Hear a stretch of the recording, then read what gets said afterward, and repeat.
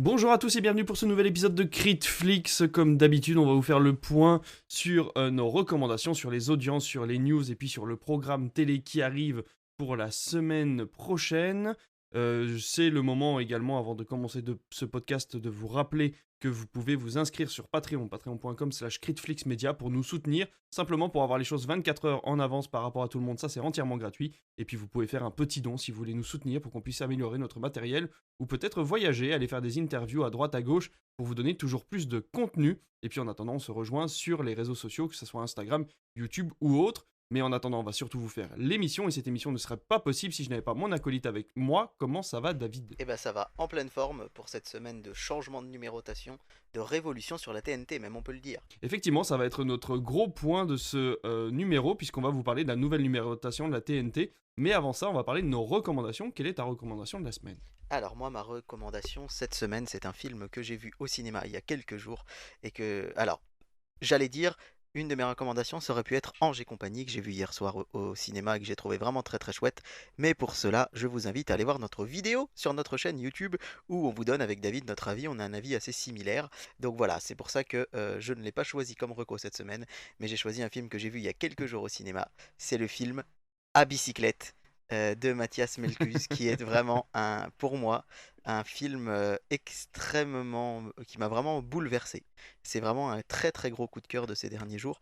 À vrai dire, moi je suis allé en salle en ne sachant pas ce qu'était ce film, et je n'avais pas vraiment compris qu'il s'agissait d'un presque un documentaire un peu scénarisé, puisque c'est une histoire vraie, et ça je ne l'ai su qu'à la fin, dans le générique, Ah d'accord. alors qu'en fait la promo du film était quand même faite autour de ça. Je rappelle l'histoire rapidement. Mathias Melkus, qui est un acteur, réalisateur français, a perdu son fils le 24 septembre 2022. Il s'est suicidé par pendaison. Il avait fait un an plus tôt, enfin 3 ans plus tôt, pardon, avant le Covid, il avait fait un grand voyage en vélo entre La Rochelle et la Turquie. Et donc il décide avec Philippe Rebaud, un autre acteur, de faire le même chemin, le même trajet en vélo sur les traces de son fils. Et donc c'est déjà absolument bouleversant quand on pense que c'est un film scénarisé, mais quand en plus on sait ce qui est arrivé et que c'est arrivé en vrai, on est encore plus pris dans cette histoire de deux amis qui ont des réflexions philosophiques tout le long du film sur la vie, sur la mort, sur c'est quoi être papa, sur c'est quoi être fils, sur c'est quoi accompagner, sur qu'est-ce que l'amitié, qu'est-ce que la spiritualité. Et en fait, on rit, on pleure, on rit, on pleure, on rit, on pleure sans cesse durant l'heure 25 que dure le film. C'est pour moi vraiment un véritable petit chef-d'œuvre, encore une fois, de philosophie. Je trouve qu'il y a plein de réflexions sur la vie. Je trouve qu'on ressort de ce film vraiment grandi, on ressort de ce film avec plein peut-être d'idées nouvelles et d'envie de goûter la vie malgré les drames qu'elle peut nous réserver. Donc voilà, pour moi, ce À bicyclette, c'est un très très très très gros coup de cœur. Bah, écoute, j'espère qu'il est encore au cinéma. Moi, ça me donne très envie de le voir. En tout cas, tu vois, il suffisait de cette petite pierre à l'édifice pour que j'ai très envie de le voir. J'espère qu'on aura l'occasion peut-être de le repasser dans notre ciné ou que je puisse le voir peut-être ailleurs. Quand il sortira dans tous les cas, peut-être sur Canal Plus d'ici quelques mois. Moi, ce sera une série cette fois-ci. Alors, pas sur Prime. J'ai changé de plateforme. Je suis parti sur Apple TV Plus et j'ai commencé la série Your Friends and Neighbors. Et en français, ça donne vrais voisins, faux amis. C'est une série créée par Jonathan Tropper et c'est surtout avec John Hamm. C'est ce monsieur qu'on voit dans Mad Men. Je sais pas si tu vois cette série qui se passe dans les années 50 Je l'ai dans jamais vu, mais une je vois ce que maison. c'est, ouais, ouais. Eh bien, John Hamm, lui, il joue le rôle de Andrew Cooper, qui est un gestionnaire de fonds d'investissement à New York. Et en fait, bon, il a divorcé récemment d'avec sa femme puisqu'il l'a trouvé au lit avec son meilleur ami. Et malheureusement, son patron décide de le virer en gardant avec lui tous ses comptes clients. Donc il se retrouve complètement à la rue et il va devoir assumer financièrement eh bien, les études de ses enfants, le fait de devoir payer la pension alimentaire et les deux trois dépenses qu'il a à droite à gauche. Malheureusement, ça commence à très mal se passer, mais il se rend compte que dans son quartier, tout le monde est très très riche et le quartier est si riche que personne ne se doute que finalement, à l'intérieur de tout ça, il peut y avoir quelqu'un qui vole à l'intérieur des maisons. Et donc lui va prendre ce rôle et il décide de rentrer quand il y a des grandes fêtes ou des garden parties, de rentrer chez les gens pour peut-être aller voler une montre dont tout le monde se fiche ou un tableau qui pourrait s'avérer être un vrai ou un faux. Enfin voilà, donc il se met tout doucement à épier ses voisins et donc ça donne l'occasion eh ben, de rentrer à l'intérieur de ces fameuses séries qui parlent des gens riches et de leurs problèmes qui parfois sont un peu exagérés. Mais là j'aime beaucoup le fait que lui se retrouve en fait sans argent et avec des difficultés financières dans ce quartier très très riche. Et donc ça donne forcément des situations différentes de ce qu'on a pu voir dans The White Lotus ou dans Succession. Donc voilà, c'est une série qui est vraiment très intéressante. Alors je sais pas s'il y aura une saison 2, pour l'instant la saison 1 tient la route. Je pense que ça pourrait être une mini-série sans aucun problème. Mais voilà, ça pose pas mal de questions sur la relation de couple, sur le fait est-ce qu'on peut encore être amis quand on est séparés. Puis surtout sur, voilà, c'est rigolo en fait de voir ces gens très riches avec leurs problèmes de riches, parfois se planter un peu et partir un petit peu trop loin dans leur délire. C'est vraiment plutôt pas mal, donc ça s'appelle Vrais voisins, faux amis, et c'est disponible sur Apple TV+, ou avec Canal, si vous avez un forfait Canal+. On va pouvoir passer au niveau des audiences. Qu'est-ce qui s'est passé de foufou cette semaine à la Eh télévision? ben justement, je vais commencer par un mea culpa avec les audiences de samedi soir. Je vous avais annoncé entre 12 et 15 millions pour la finale de la Ligue des Champions. Eh bien, c'était un tout petit peu en dessous puisque on est à 11 millions 5. J'étais pas Ce qui est si vraiment très loin, bien. mais voilà, Bien joué. c'est réparti de manière assez presque équilibrée. Enfin, j'exagère, hein, mais 8 millions 6 sur M6 qui du coup est loin devant évidemment les autres chaînes, mais quand même 3 millions sur Canal. Ce qui fait de Canal la deuxième chaîne, pardon, oui, je crois que c'est la deuxième ou troisième chaîne nationale ce samedi soir. Ouais, ça doit les mettre deuxième, hein, juste derrière M6. Donc c'est quand même assez Hmm. fou. Par contre, c'est vrai que c'est une audience qui est un petit peu décevante. On va pas se mentir, depuis les finales, que d'autres clubs français se sont qualifiés en finale de Ligue des Champions, eh bien c'est une des finales qui a fait le moins d'audience. Ce Ah qui est d'accord. assez paradoxal, mais alors je sais pas, peut-être que le Paris Saint-Germain n'est pas un club aussi populaire que ça. Tout simplement, peut-être qu'il y a également le côté, on va dire, voilà, qatari, avec beaucoup d'argent et qui font qu'il y a quelques inimitiés pour le Paris Saint-Germain en France, je sais pas, hein.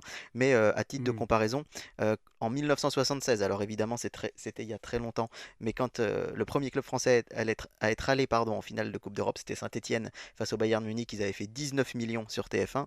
En Hmm. 91, Marseille-Belgrade, on était à 17 millions 5. La Ah victoire oui. de Marseille en 93, c'était 17 millions.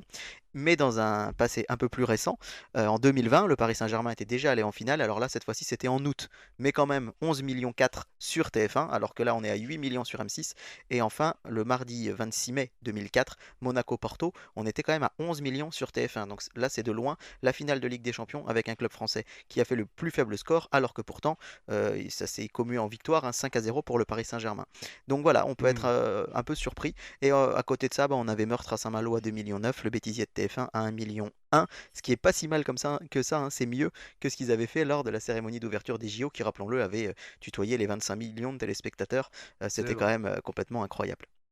Dimanche soir, alors on l'avait un petit peu annoncé, hein, mais le carton de The Beekeeper, alors vraiment 4 millions 6, c'est incroyable. Je pense que TF1 en C'est fait fou. fait un bien meilleur partenariat avec Prime qu'il ne le fait avec Marvel ou Star Wars, parce qu'au final, les films Marvel ou Star Wars sont loin de faire des audiences comme ça. Là, 4 millions 6, c'est juste énorme, donc un grand bravo, un grand bravo. Je pense que c'était Oui, un, parce que c'est des films inédits, il n'y a ouais, pas besoin d'en avoir vu c'est d'autres. inédit exactement. C'est du début à la fin, on sait ce qui va enfin, on sait ce qui va se passer. Non, c'est pas ce que je voulais dire, mais Ouais, puis disons que on comprend assez vite que voilà, ça va fonctionner les comme ça. enjeux, ouais. Ouais, et voilà, deuxième place, les Cyclades, 2 millions 8. Et par contre, petite déception pour M6 qui lançait une ambition intime, cette fameuse émission où les politiques Hmm. sont plongés, on va dire, un peu face à Karine Le Marchand dans quelque chose d'un peu plus intime, qui n'a fait qu'un million 4. Et aussi déception pour Arte avec Né un 4 juillet qui ne fait que 600 000 téléspectateurs, alors qu'on sait Ah oui. il tutoie pardon, le million d'habitude. Et derrière, en embuscade, on avait Transformers 2, hein, qui a failli passer devant Arte à 100 000, 150 000 téléspectateurs près. Lundi soir, toujours Meurtre au paradis en tête devant Le Négociateur. Et par contre, excellent score pour Le Mur de l'Atlantique sur France 3. Ce film avec Bourvil qui fait quand même 2 millions 8. Ouais, c'est France 3 chouette. fait jamais des scores comme ça le lundi soir, à égalité avec Non. TF1. Et en part de marché, ils sont même devant TF1 puisque Le Négociateur fait 14,8 et Le Mur de l'Atlantique 15,2. Donc bravo à France 3 pour ce choix. Et ensuite, bah, on a Marié au premier regard et juste après Kingsman qui tutoie le million sur TMC. Ça faisait longtemps qu'on vous Ah, avait pas annoncé ça un lundi. Et Rock sur W9 était à 834 000 téléspectateurs.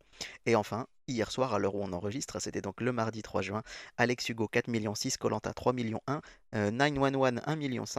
Et petite déception pour l'émission spéciale Santé mentale sur France 2 avec Faustine Bollard et Jimmy Mohamed qui ne fait qu'1,2 million. Mais bon, après voilà, c'est aussi, comment dirais-je, quelque chose d'important pour le service public qui fait pas forcément beaucoup d'audience mais qui met en Ouais. avant évidemment tous les problèmes de santé mentale. Voilà pour les audiences de cette semaine. C'est fou, 1,5 million pour 911 là, pour un mardi soir. Ils ont peut-être trouvé leur créneau série, hein. Ouais, ouais, ouais, cette série vraiment sur M6 fonctionne bien. Je la connais pas, hein, mais c'est vrai que bon, moi, j'ai l'impression que pour moi, je sais pas ce que t'en penses, ça me fait un peu penser à une série des fin des années 90, début 2000, quoi.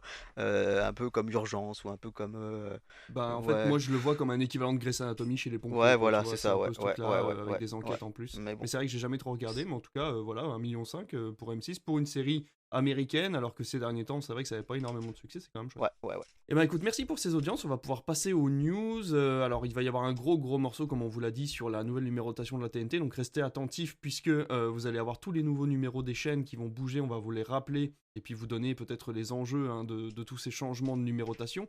Mais avant ça, je vais vous parler, moi, d'une petite news que j'ai sur le côté là, qui vient d'apparaître et qui va concerner finalement la télévision, puisqu'il y a quelques minutes, tu viens de nous annoncer le carton de The Beekeeper sur TF1, à l'époque sorti sur Prime Video. Eh bien, ils vont rempiler. Il va y avoir The Beekeeper 2 qui va Sérieux, c'est sortir fou sur. ça. Ouais, The Beekeeper 2 a été annoncé justement cette semaine.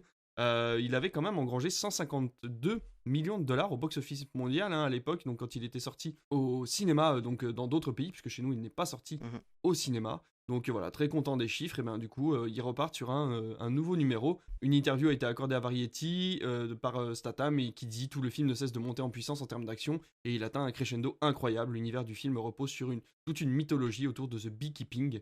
Et donc voilà, si on avait la chance de faire une suite, nous disposerions d'un monde entier à explorer. Donc voilà, ce serait peut-être une nouvelle licence pour Jason Statham qui va arriver sur Prime Video, donc peut-être imaginer plusieurs numéros. On verra ça dans les années à venir et puis voir, on restera attentif aux audiences que ça fera quand ça arrivera sur TF1. Est-ce que tu veux qu'on entame tout de suite ce gros sujet Bah, ou est-ce que je lâche ma deuxième news? j'avais une petite news avant, peut-être rapidement, pour dire Eh que ben vas-y, je Warner t'en Bros prie. a annoncé que le seuil de rentabilité de Superman, qui va sortir bientôt le 9 juillet, serait Ouais, environ à 500 millions d'euros, ce qui d'après les spécialistes est crédible mais semble relativement bas. Ils imaginaient que le film, alors il a coûté je crois 236 millions de dollars à d'accord, produire, mais il faut en général plus que doubler pour le marketing et pour tout ce qui va bien autour. sûr. Et donc, certains spécialistes pensent que Warner a communiqué volontairement ce chiffre un peu plus bas, au cas où le film n'engrangerait au box-office mondial que 550 ou 600 millions de dollars, pour qu'il Ouais, ça puisse paraît être logique, ouais. acté comme une réussite et que le DC Universe de James Gunn puisse vraiment se lancer sur ses rails. En dessous de 500 millions, ça pourrait être vraiment très très problématique, mais il se murmure qu'en interne, en fait, chez Warner, on espère qu'il fera aussi bien que le Batman de Matt Reeves, qui est pour eux la référence. C'est le dernier film qui a vraiment Bien marché sûr. chez eux, qui était sorti au printemps 2022, et il avait engrangé 776 millions de dollars. Donc officiellement, Warner sera content si ça dépasse 500. Officieusement, il faudrait que ça dépasse les 700 quand même, je pense, pour les contenter complètement. Voilà, c'était ma petite news Ouais. cinéma. Et avec beaucoup de chance, peut-être dépasser le milliard, ce qui ferait très Ah bah plaisir, alors je là, je pense, à pense que, Warner ah et bah là, je puis pense que ce serait le Graal, mais ça paraît assez peu probable. Mais bon, ça on leur consoliderait. souhaite. Eh ben écoute, je lâche ma dernière news et puis comme ça on sera tranquille avec ça. C'est le groupe TF1 qui vient de signer avec la FIBA. Est-ce que tu sais ce que c'est que la FIBA? Alors, la FIBA, c'est la Fédération internationale de basket, et je sais que TF1 va diffuser des matchs de basket, et c'est assez fou de voir que TF1 s'est positionné il y a une dizaine d'années sur le handball alors que personne ne les voyait là, et là les voir arriver sur le basket, je trouve ça incroyable. Et ben voilà, effectivement, les matchs des équipes de France féminines et masculines de basketball lors des prochains Eurobasket et Coupe du Monde.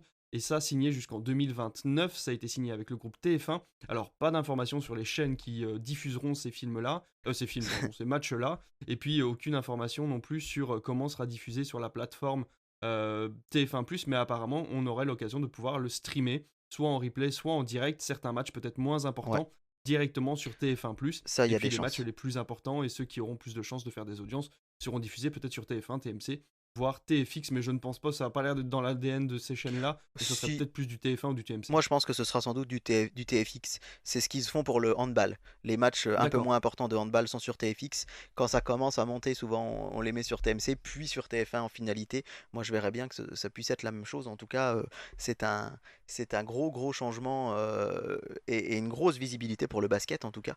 Donc c'est plutôt une bonne nouvelle. On rappelle que cet été d'ailleurs TF1 diffusera l'Euro de football féminin 2025. On rappelle que pour la Coupe du Monde, on en avait beaucoup parlé sur Netflix.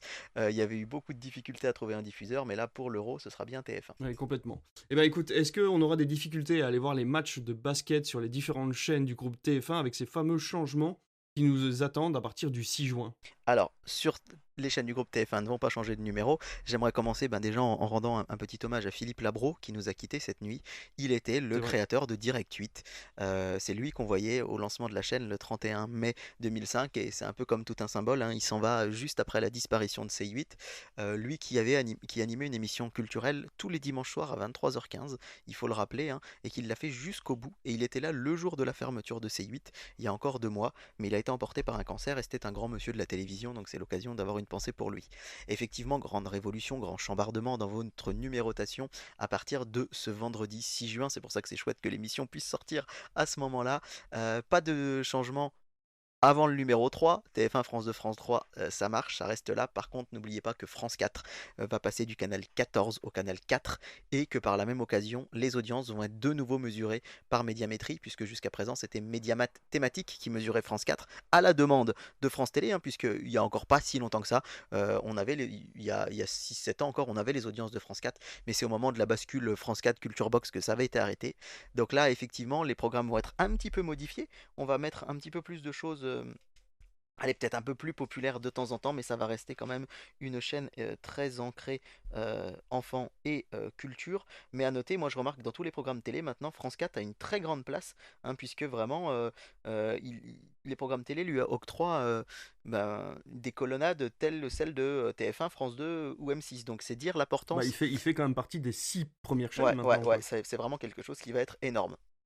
Sur la 8, ne vous attendez pas à retrouver quelque chose qui ressemblait à Touche pas à mon poste, puisque ce sont les deux chaînes fusionnées, les deux chaînes du Parlement, la chaîne parlementaire, LCP Assemblée nationale et Public Sénat. On rappelle que ce sont deux chaînes différentes, même si on peut avoir du mal parfois à l'imaginer. Sur le câble, à une époque, je ne sais pas si c'est encore le cas, mais on pouvait avoir soit LCP toute la journée, soit Public Sénat toute la journée. Mais là, sur le canal 8, comme c'était le cas actuellement sur le canal 13, les deux chaînes vont se partager leur programmation avec certains prime time dévoués à LCP, certains prime time dévoués à Public Sénat. Ça peut rappeler une époque, alors je sais pas si tu t'en souviens David, parce que tu étais peut-être pas encore en France, mais jusqu'à la TNT, jusqu'en 2005, on avait France 5 qui était sur le canal 5 jusqu'à 19h, et à 19h c'était Arte. Et il fallait Ah aller d'accord. sur CanalSat pour voir France 5 toute la journée ou pour voir Arte toute la journée. C'est vraiment au moment de la TNT que France 5 a eu le canal 5 et Arte le canal 7. Mais moi je me rappelle, ça me fascinait quand j'étais petit, il y avait une espèce d'animation en 3D où France 5 devenait tous les soirs Arte à 19h et je regardais ça enfant, ça c'est rigolo.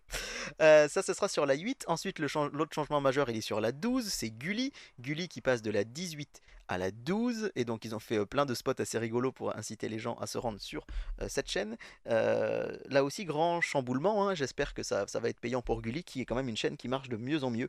Ils arrivent régulièrement à atteindre les 500 000 téléspectateurs en prime, ce qui est vraiment très très chouette. Et puis évidemment, énorme changement sur les chaînes info. On le rappelle rapidement, BFM TV sur la 13, CNews sur la 14, LCI sur la 15 et France Info sur la 16. Sur la 15, LCI va lancer un tout nouvel habillage. La chaîne va être complètement modifiée ce 6 juin. On rappelle que France Info, qui était jusqu'à présent la 27, n'a que 0,8% de part d'audience et pourtant elle a le plus grand réseau de correspondants dans le monde entier. Donc le C'est patron fou. de France Info a bien dit qu'il compte sur ce changement de numérotation pour faire un grand bond parce qu'effectivement, faut pas oublier que la plupart des gens, ben voilà, on veut regarder TMC, on met la 10, on se pose pas de questions. Mais il y a beaucoup de gens qui progressent en fait. Et ça, surtout dans les vieilles générations, je vous explique quel est le principe. Vous partez sur TF1. Si ça vous plaît pas, vous appuyez sur plus 1, vous passez sur France 2. Si ça vous plaît pas, vous passez sur France 3, etc., etc. Donc statistiquement, la chance que vous arriviez jusqu'à la 27 pour tomber sur Oui, France c'est vrai. Info et que rien ne vous plaise est quand même Hmm. minime. Et là, avancer de 9 places dans l'organigramme, c'est vrai que c'est quelque chose qui peut les servir et qui peut aussi servir les autres chaînes, même si on rappelle que BFM TV et CNews étaient contre, hein. Ça les arrangeait bien de voir LCI et France Info là-bas en 26-27 tout au bout de la numérotation, alors que là, ils sont carrément devant. Pour les spectateurs, c'est quand même beaucoup plus intéressant d'avoir les 4 ou 5 chaînes info Bien les unes à sûr. la suite des autres parce que au moins sur un même sujet un petit peu plus chaud que que tout le monde va, enfin sur lequel tout le monde va débattre en même temps, on peut avoir des avis complètement différents en switchant d'une chaîne à l'autre sans devoir aller de la 13 ou la 15 à la 27 et en revenant pour savoir ce que Ouais, pense CNews par rapport à France Info. non mais c'est ça. C'est plus pratique, Bien sûr, la grosse nouveauté, ce sera sur la 18, l'arrivée de bien T18 sûr. avec Laurent Ruquier qui va faire l'entrée en direct. Ce sera en fin d'après-midi, enfin en début de soirée plutôt, hein, aux alentours de 19h. Laurent Ruquier qui lancera en direct la chaîne. On rappelle le premier prime time Yves Saint-Laurent. Laurent Ruquier, il sera présent de 20h à 21h pour son talk show chez Ruquier tous les samedis à partir du 14 juin. Il ne le fait pas dès le premier samedi parce qu'effectivement, il va être surtout affairé à cette à cette émission d'inauguration. Du, du vendredi 6, c'est amusant, j'ai entendu à la radio cette semaine, il s'est dit je suis très heureux de lancer la chaîne et je me dis peut-être que dans 100 ans, quand on remontera les images de lancement de D18, il y a longtemps que je serai plus là, mais on verra toujours ma tête en train de lancer la chaîne. Et puis si vous voulez en savoir plus sur T18, je vous invite à écouter l'émission d'il y a 15 jours je crois, où on avait vraiment Oui, c'est ça. détaillé tous les prime time. Et puis voilà, ça c'est pour les changements majeurs. On rappelle que sur la 19, il y aura Novo 19 qui va arriver, mais ce sera seulement à la rentrée au mois de septembre, puisque la chaîne devait Ouais. commencer le 6 juin, mais ne sera pas prête. Il l'avait dit d'ailleurs dès le début, hein, qu'elle ne serait pas prête dès le début. Et puis ensuite, pas de changement de numérotation, si ce n'est que on attend, comme je vous le disais, pour le début de l'été, un nouveau nom pour Chéri 25, qui a été racheté par le groupe RMC, SFR, BFM TV, et 26-27. Pour l'instant, les canaux sont vides. On sait que Paris Première va y arriver sur le canal 26 en payant, donc peut-être un jour en gratuit. Ça, l'affaire est à suivre. Et que Michel Simès a déposé une candidature très officielle cette semaine devant l'Arcom pour que sa Ah chaîne oui? arrive en clair gratuitement sur la TNT, chaîne qui n'existe encore pas, qui s'appellerait Mieux TV, M-I-E-U-X, et ce serait une chaîne dédiée à la santé et au bien-être. Et en fait, il n'a pas attendu d'appel d'offres, d'appel à la candidature, il s'est spontanément présenté en espérant que sa chaîne puisse arriver. Donc voilà, peut-être que ça arrivera. Voilà donc pour ce changement de numérotation. En résumé, maintenant sur la 4 c'est France 4, sur la 8 c'est LCP Public Sénat, sur la 12 c'est Gulli, sur la 13 BFM TV, la 14 CNews, la 15 LCI, la 16 France Info et la 18 T18 pour le moment. Et ça va être un gros chamboulement. En fait, j'ai tellement hâte d'être à la semaine prochaine pour vous raconter les audiences et vous dire comment ça évolue. Ça va être passionnant. Et même pour vous, hein, personnellement, n'hésitez pas à rebrancher votre décodeur ou votre antenne TNT, puis à mettre à jour votre télévision, puis d'aller faire un tour, parce que si ça se trouve, en fait, vous êtes jamais à la chaîne qui vous intéresse, parce que la numérotation vous Ouais, correspondait pas. Donc voilà, si vous êtes auditeur de Critflix, bah, n'hésitez pas à nous donner à chaud vos réactions hein, à partir du 6 juin de ce changement de chaîne et de place de chaîne surtout, et puis de voir peut-être qu'il y a des choses qui vous intéressent un peu plus. Et surtout, on veut votre avis sur T18 hein, et sa ouais. programmation qui a l'air, pour nous, alléchante, peut-être pour vous un peu embêtante. Mais en tout cas, allez y jeter un œil, ça sera toujours ça de prix. Et puis ça peut peut-être vous rabibocher avec le linéaire, on ne sait jamais, donc n'hésitez pas à rallumer votre télévision. Et comptez sur moi pour vous en parler la semaine prochaine. Bah oui, voilà. Et puis dans tous les cas, ce qui va être bien, c'est que. Qu'est-ce qui te reste des news du coup? Non, non, moi j'ai terminé. Eh ben moi aussi. Donc on va pouvoir attaquer le programme de télévision. Donc ne lâchez pas votre télécommande. On va pouvoir vous donner ce qui va passer d'intéressant à la télévision cette semaine. On va commencer le samedi 7 juin avec tout de suite quelque chose qui va être marquant, c'est le nouveau jeu de TF1, le Dernier Cercle, présenté par Arthur. C'est la Ah, première fois depuis 8 ans que TF1 va proposer en prime time un programme, un jeu télé avec des anonymes qui vont jouer. ok. Et évidemment, ce n'est sans doute pas sans lien avec le succès de 100% Logique ou de Bien The sûr. Floor sur France 2.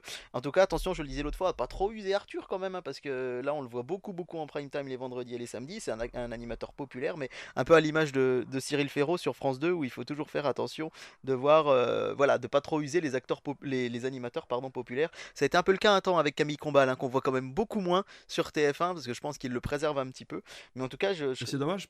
oui, vas-y. Ils ont plein de présentateurs potentiels. C'est quand Ouais, même ouais, bien dommage, sûr. quoi. Bien sûr, bien sûr. Donc, à voir ce que ça peut donner. Mais moi, j'ai hâte de voir un petit peu ce que sera ce programme. D'autant qu'en face, la concurrence sera assez rude sur France 2 avec le Laurent Gérard, l'anniversaire événement, présenté par Stéphane Bern. Alors, Laurent Gérard, c'est cet imitateur ultra populaire dans les années 2000-2010. Il est toujours sur RTL le matin à 8h50, mais c'est vrai que il est un peu moins peut-être sous le feu des projecteurs. Mais il reste très populaire, et notamment, allez, on va pas se mentir, hein, peut-être chez les gens de 50 ans et plus. Et donc là, cette grande soirée autour de Stéphane Bern et Laurent Gérard, ça peut emmener pas mal de parts d'audience sur France 2. Et on a aussi M6. Alors c'est rare, hein, d'habitude le samedi je passe assez vite, mais là il y aura quelque chose d'intéressant sur M6. Ce sera en direct un concert Star 80 versus Star 90. Et donc Oh, il c'est y fou. aura des battles musicales. Trop bien. Ce sera en direct. Et ça c'est quand même rare de voir du direct sur M6. En direct de Ouais, la Decathlon Arena, c'est le stade de Lille, hein. Donc ok. ça aussi ça peut être très très chouette. Donc vraiment, je pense que ça va être assez symptomatique l'audience de ce nouveau jeu de TF1 parce que avec Laurent Gérard et puis il y a Meurtre en Guadeloupe sur France 3, on sait que ça marche tout le temps les meurtres, hein, plus ce concert, un documentaire très attendu aussi sur Arte sur les mystères du linceul de Turin. Donc voilà, je pense qu'il peut y avoir des choses qui peuvent marcher. Le film de France 4 ce sera Tout le monde aime Jeanne, un film de Céline Deveau de 2022 avec Laurent Lafitte, pardon. Et voilà donc une grosse journée pour ce samedi. On se garde comme d'habitude le duel du dimanche soir pour la fin. Lundi soir 9 juin sur TF1, Le Remplaçant, saison 3. Vous savez, c'est ce film, cette série pardon, avec Joe Star qui est prof Ouais. remplaçant. Meurtre au paradis en inédit sur France 2.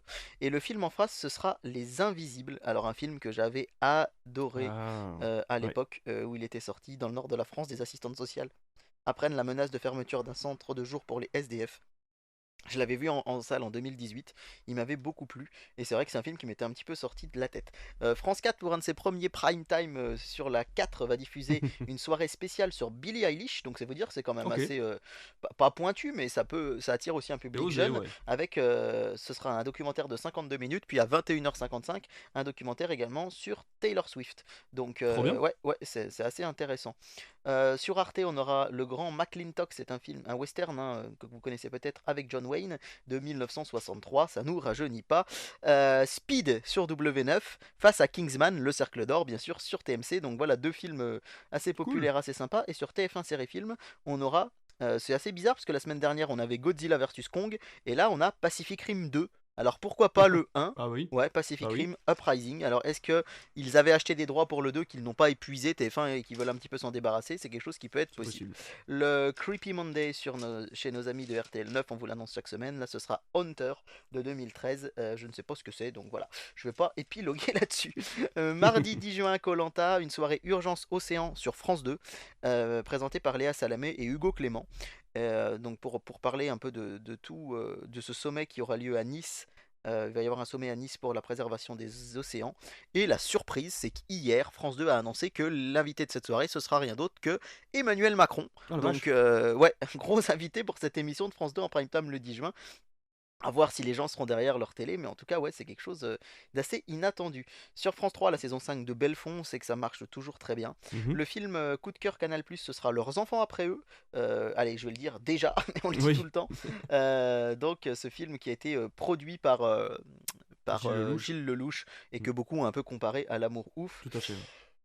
911, bien sûr, toujours sur M6, point de vue cinéma. Vous pouvez aller sur TFX pour voir MILF, cette comédie avec Virginie Ledoyen, Axel Lafont de 2018. Ça n'avait pas été un succès Non, ça me dit incroyable. rien du tout. Il y a Un jour avec Anna Tawai sur Sister et Dragon. Dragon, le numéro 1, évidemment, on est la veille de la sortie du live action. Je trouve que Ah bah Gulli oui. sont super malins parce que c'est vraiment la veille.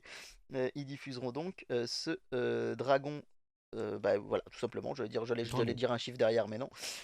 Et puis Bonaparte, la campagne d'Égypte, ce sera sur quelle chaîne ça, David? Et bah ce sera sur T18.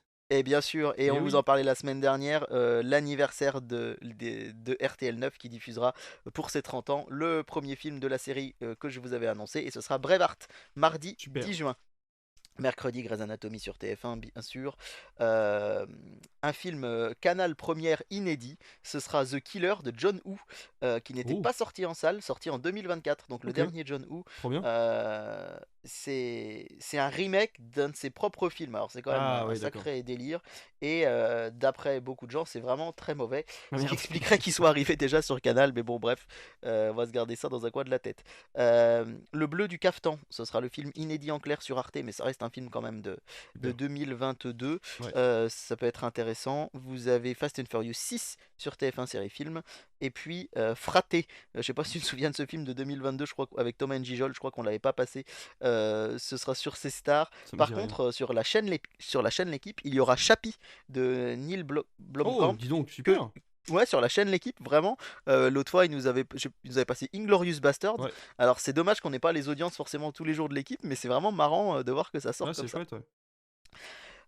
Jeudi 12 juin sur TF1 HPI, en inédit toujours, Tandem sur France 3, sur France 4, inédit en clair et en prime time, interdit aux chiens et aux Italiens. Je sais pas si tu te rappelles de ce film Ah d'animation. oui, oh dis C'est donc. incroyable de voir ça, moi je trouve, Mais en c'est fou prime de voir sur ça sur France la 4. chaîne numéro 4, Sur quoi. la chaîne numéro 4, c'est trop trop bien, C'est vraiment. trop cool. France 4, je vais vraiment leur faire une lettre d'amour si ça continue, parce que je trouve ça énorme qu'en fait ils soient sur la chaîne numéro 4, mais qu'ils se permettent quand même ce genre de choses. Ouais.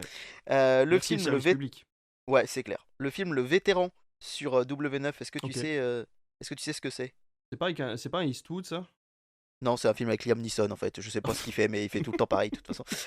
Mais en vrai, j'aime bien. Ah mais Euh, si, c'est là où il récupère une gamine, du coup c'est à la bordure du Mexique, non c'est pas ça? Mais c'est ça, mais c'est un gamin par contre. Ah Mais par pardon. contre, bien joué, hein. Tu m'impressionnes de savoir avec le titre, de savoir ce qui se passe là-dedans. Vous aurez également The Batman de Matt Reeves sur TMC. Oh là Alors on là. rappelle que ça avait été le gros flop de Bah TF1 ouais. avec 1,8 million, je crois. Qu'est-ce que ça va donner là sur TMC? J'ai hâte, mais vraiment hâte d'avoir les audiences. Je rappelle quand il y aura un film inédit sur T18, c'est L'Avocat avec Benoît Magimel qui n'a Ouais, jamais été diffusé à la télé. Bon, c'est fou. c'est jamais forcément un très très bon signe en termes mais bon, au moins c'est inédit et ça c'est très cool. Et puis sur Chéri 25 du cinéma avec le Da Vinci Code Oh bah dis avec Tom donc. Hanks et Audrey Tautou. Vendredi 13 juin, bien sûr, Mask Singer sur TF1. Il y aura Famille, je vous aime sur France 3, une émission de Michel Drucker avec un Ok. nouveau format qui va parler de la transmission familiale et on va voir les stars avec leurs parents. Donc ça peut être assez intéressant. Mhm. Le cycle Mission Impossible est terminé sur M6. Je suis désolé de ne pas vous donner les audiences de Deck Reckoning, mais il n'est pas encore passé Mais à oui, l'heure où on enregistre cette émission. À ton avis, quelle nouvelle saga M6 commence-t-elle le vendredi soir en prime? ça va pas être Transformers, ça va pas être Fast and Furious. Eh ben en fait, c'est On n'est pas d'accord, émission avec Julien Courbet. En fait, ça m'énerve. Ils sont incapables de garder une C'est fou, hein. régularité dans les cases cinéma. Enfin, ça m'énerve. Après, voilà, ça ne va pas changer ma vie, mais je trouve ça quand même assez Mais dommage. c'est quand même bizarre Euh, qu'après tant d'années, ils aient pas compris que les gens avaient leurs habitudes, quoi. Ou alors ils veulent Bah ouais, rester ouais. un petit peu Ils la veulent, chaîne. ouais, je pense qu'ils veulent rester un petit peu la chaîne à part, mais bon, Ouais, je suis pas sûr que ça les serve complètement. non. Pour voir du cinéma, faudra aller sur TFX avec Mohamed Dubois, du coup, comédie avec Éric Judor, Mhm. ou tout simplement vous tournez sur Gulli, qui à 19h20 va rediffuser Dragon. Donc ça, je trouve ça chouette, le Ah film du cool. vendredi. Moi, j'ai vraiment découvert des amis de ma famille qui ont des enfants de 9, 10, 11 ans, et ils les font manger genre un petit peu avant 19h. Et à 19h20, ils les calent devant le film de Gulli, et après, à 21h, ils vont se coucher. Ouais, c'est Et je ça. trouve ça vraiment, vraiment chouette, quoi. Et donc, le film en prime time, ce sera La Cité de la Peur sur Bon, trop Gulli, donc bien. ça peut vraiment marcher. Et il y a beaucoup de gens là qui se plaignent un peu, entre guillemets, de dire que, en fait, pourquoi ne pas mettre ces choses-là plutôt sur Sister. Euh, un exemple bête, Un dîner presque parfait va s'arrêter à la rentrée sur W9. Bah pourquoi? Parce qu'il y aura Cyril Hanouna avec Tout beau tout Et neuf. oui. Eh bien, le groupe M6 a annoncé qu'un dîner presque parfait irait sur Gulli. Et beaucoup de gens disent, bah, alors à quoi sert Sister? C'est vrai que c'est un peu une question qu'on Ouais, et peut se puis poser. surtout que Gulli a toujours été annoncé comme une chaîne pour Ouais, enfants et qu'il ouais, passait un ouais, dîner ouais, presque parfait, ça n'a pas vraiment de sens. c'est clair. Et sur RTL 9, on aura The Circle, un film de Ah 2017 oui, que j'avais avec Emma beaucoup aimé. Je Watson. sais que beaucoup de gens l'aiment pas, mais avec Emma Watson et Tom Hanks. Et en deuxième partie de soirée, ce sera Passengers avec Jennifer Lawrence et Chris Pratt. Voilà pour le vendredi 13 juin. On passe à notre duel du dimanche soir. David, je ne me suis pas spoilé, même si tu n'es pas vers moi pour regarder le programme télé. C'est parti, c'est parti. Bon, sur TF1, ce sera la finale de la Ligue des Nations. J'avais complètement oublié Ah ça bah oui, c'est avec vrai. possiblement l'équipe de France. Donc, c'est bien marqué risque de prolongation et de tir au but. Ok. Sur France 2, ce sera Haute Couture de 2021 avec Nathalie Baye et Ah Lina oui, Coudry. et Lina Coudry, oui. Voilà. Bon, je pense que le foot, si l'équipe de France est qualifiée, Oui. ça pourrait marcher très fort. Le match pour la troisième place sera diffusé à 15h. Et je rappelle qu'on est une veille de jour férié. Donc, c'est quelque chose aussi d'important et à noter. Sur Canal+, Juré numéro 2. Sur M6, un Capital, alors qui peut fonctionner un peu plus que d'habitude parce que c'est un spécial Disney Astérix et Futuroscope. Donc Encore? je sais que c'est déjà vu et plusieurs fois, mais par des plus petites émissions, on va dire, que Capital. Ouais, c'est Capital, en pas faux. général, c'est l'artillerie lourde, donc en général, on peut apprendre plus de choses. Hmm. Par contre, là où il va y avoir du cinéma très chouette, ce sera sur la TNT. Veille de jour férié, on le sent, hein. Barry Lyndon sur Arte, Ouah. donc du lourd, hein, Ah oui. J'espère de, qu'ils de ont mis Stan- l'entracte. de Stanley Kubrick. Sur W9, ce sera La La Land. Oh là là, trop bien ça. Donc gros film, et surtout sur TMC. Sur TMC, il n'y a jamais de gros film le dimanche soir. Pourquoi? Pour ne pas faire d'ombre Bien à sûr. TF1 et son film du dimanche soir. Mais là, comme il y a le foot, ils ont dégainé un film de dimanche soir de TF1. Ce sera rien à déclarer avec Danny Boone Ah oui, et Benoît et Benoît Poelvoorde. Poelvoorde, Rappelons ouais. que l'année dernière, il avait été diffusé à cette période-là de l'année, en juin 2024, et il avait été à près de 5 millions. Ah Donc je oui, pense qu'on peut avoir un TMC qui peut aller très haut. Sur Gulli, ce sera Transformers 3. On aura sur Sister la totale de Claude Zidi avec Thierry Lhermitte et Miu Miu. Faut oh rappeler que dis ce donc. film, il avait quand même été, il a un remake américain, c'est True Lies, je crois, Oui, avec tout à fait. Arnaud Schwarzenegger. C'est quand même assez rare de voir des blockbusters inspirés de films français. Et puis il y a quoi sur T18 ce dimanche soir, David? Et ben il y a Everything Everywhere All at Et Once. ouais, il y a Everything Everywhere All at Once. Donc voilà pour un sacré dimanche soir quand même. Ah En fait, bah c'est là, marrant parce va que falloir faire un choix, hein. c'est assez rare que sur la 1 et sur l'As 2, on se dise ouais, bof. Mais là, vraiment, je me dis, c'est quand même là, enfin voilà, il y a du foot et il y a haute couture, mais alors sur les autres chaînes, c'est quand même énorme. C'est quand même énorme tout ce qu'il peut y avoir. Et à noter que le lendemain, lundi de Pentecôte, eh bien malheureusement, je n'ai aucun film à vous annoncer, en dehors bien sûr de Canal+, qui à chaque fois fait le boulot, avec notamment une journée consacrée voilà, à Emilia Pérez, puis Joker Folia 2, Horizon, une saga américaine, et Gladiator 2. Donc autant vous dire que c'est du cinéma voilà, assez hard si je puis dire, mais malheureusement pas de cinéma aujourd'hui. Pour ce lundi de Pentecôte, c'est assez habituel, hein, en général. Ce Hmm, jour-là, comme c'est un jour férié vraiment en début d'été, les gens sont pas trop devant la télé c'est pas faux, l'après-midi. ouais. Voilà pour le programme télé de la semaine. Et ben franchement, je comprends pas pourquoi vous dégainez encore vos cartes de crédit pour payer des plateformes quand on voit tout ce que vous propose la télévision linéaire. Alors effectivement, le tout petit défaut, c'est de devoir vous mettre devant votre télévision à une heure donnée. Et encore, la plupart du temps, les programmes qu'on vous donne sont de toute façon accessibles ensuite en replay sur les plateformes dédiées à chacune des chaînes. Mais vraiment, vraiment, tentez le coup et ressortez votre télécommande et votre décodeur. Bon, normalement, les auditeurs qui nous écoutent sont toujours un petit peu aficionados de la télé. Mais n'hésitez pas à en parler autour de Ouais, vous et à dire que finalement, quand vous en avez un peu marre des plateformes, avec Netflix qui augmente ses prix, Prime qui nous met 3 minutes de pub par épisode, et Disney Plus qui a c'est clair. une envie financière plus que douteuse autour des plateformes et du cinéma, on se dit que finalement la télé c'est quand même pas si mal. Et en plus on retrouve les films des plateformes à la télévision linéaire au bout d'un moment, puisqu'on vous a parlé de Beekeepers il y Ouais, a c'est quelques clair. minutes. Donc voilà, bah écoutez, j'espère que ce programme vous a plu, j'espère que ce Critflix vous a plu. On n'oublie pas de liker, de commenter, bien sûr, d'en parler autour de vous, c'est important pour qu'on puisse se faire connaître. Et puis n'hésitez pas également à aller sur critflix.com slash, non pas du tout, sur patreon.com slash critflixmedia pour avoir tous nos programmes 24 heures en avance gratuitement, et puis sinon peut-être faire un petit don pour qu'on puisse se payer du nouveau matos et se permettre de voyager pour aller chercher des interviews et vous donner toujours plus de contenu. Merci beaucoup David, on se rejoint la semaine prochaine, et j'en perds ma voix donc il est temps de s'arrêter Ouais. pour un nouveau Critflix. À la semaine prochaine. Salut tout le monde.